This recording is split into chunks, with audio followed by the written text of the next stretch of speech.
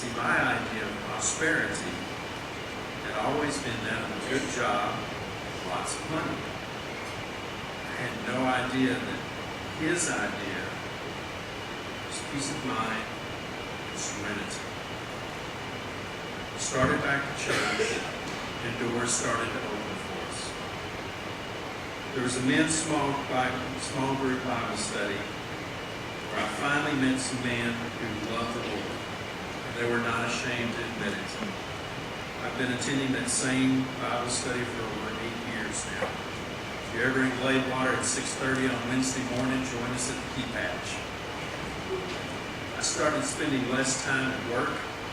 I used my new spare time to volunteer at a local Christian food bank. I was invited to go on a walk to Emmaus, which is a spiritual retreat with other men.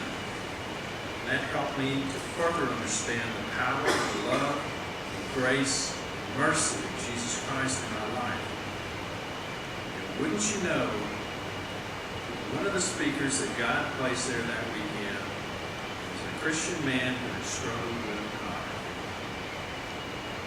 The purpose-driven life set me on a new course, one that would eventually lead me to a different kind of brokenness.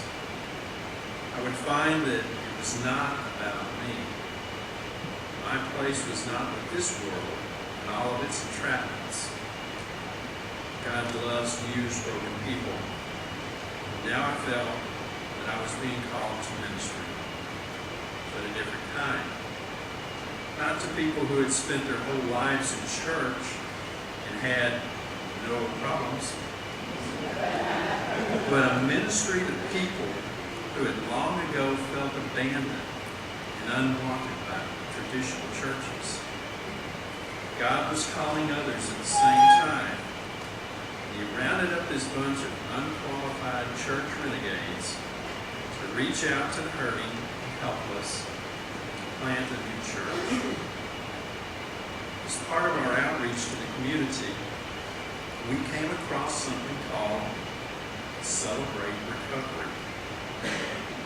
I went with several others to a one-day seminar in Oklahoma City in April of 2008 so that I could learn how to help those people who had hurts, habits, and hang-ups. But like Paul's encounter with Christ on the road to Damascus, my eyes were finally opened to the fact that I had never truly been healed myself, and I was still in deep denial. He got my attention that weekend, and I started attending Celebrate Recovery at Green Acres, Utah. As I sat through small group, the fear of past years of being a loser came rushing back, because I was going to have to lay my life out for others to see how weak and vulnerable I really was. For the first time, other than to my wife, I admitted to somebody else that I had a sexual addiction. But to my surprise, I found that I was not alone. I listened to testimonies from other people that poured out their hearts about where they had been and how Jesus had carried them back into the light of His grace and mercy. I had hope. There was no judging, only understanding and encouragement from people who had found the healing power of Jesus Christ in their lives. I was one of those people. Those people are the ones that Jesus ministered to, who was in constant company with him while he was here. My step study brought me closer so that I could dig deeper and continue to heal. Now, as ministry leader of Celebrate Recovery in Gladewater, I stand before you tonight. I tell you that I still struggle. There are temptations and triggers around every corner. But I'm no longer blind. I know that I am not in control. I know that Jesus Christ is my higher power. I understand God's words to Paul in 2 Corinthians chapter 12, verse 9. My grace is sufficient for you, for my power is made perfect in weakness. All of the quick fixes I had sought in my life led me to this point. The fix I needed in my lifetime was Jesus Christ. I see clearly where I am and what I'm doing. Now I have my higher power, Jesus Christ, to light my path. If you are here tonight for the very first time, please remember that a journey of 1,000 miles begins with one step. And that step tonight is through those doors.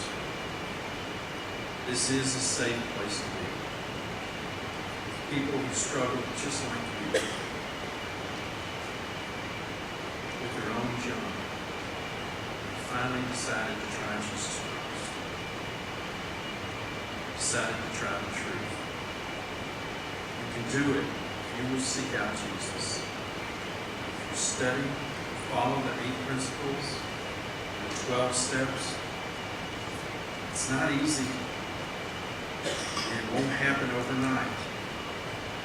But if you're like me, life has not been easy so far. And I didn't get to where I am here tonight overnight. Say yes to Jesus. Allow him into your life tonight. Take off your mask of, I can do this myself. Let him start you out on the road to recovery.